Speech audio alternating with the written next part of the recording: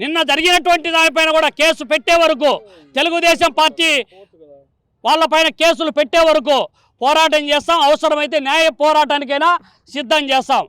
SI గారు చెప్తున్నారు ఇది స్టేట్ వైడ్ పర్మిషన్ తీసుకున్నారని చెప్పి. ఎక్కడన్నా స్టేట్ వైడ్ పర్మిషన్ తీసుకుంటారా? బుద్ధినోడు మాట్లాడతారు ఎవరన్నా?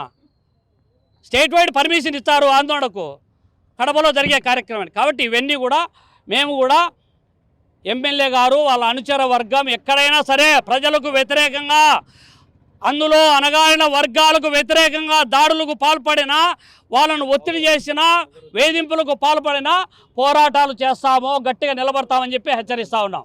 ఇదేమంటే ఇది 20 సంవత్సరాలుగా నడుస్తున్నటువంటి సివిల్ డిస్ప్యూటే. వాస్తవమే 20 సంవత్సరాలుగా నడిచేటటువంటి అంశంలో వాళ్ళు మేము ఎమ్మెల్యే మాధవిరెడ్డి గారి బంధువులకు ఇది స్థలము అమ్మి అగ్రిమెంట్ రాయించినామని చెప్పి వాళ్ళే తెలుసుకుంటారని చెప్పిన తర్వాత వీళ్ళు పోయి ఎమ్మెల్యే గారికి మొరపెట్టుకున్నారు, శ్రీనివాసరెడ్డి గారికి మొరపెట్టుకున్నారు.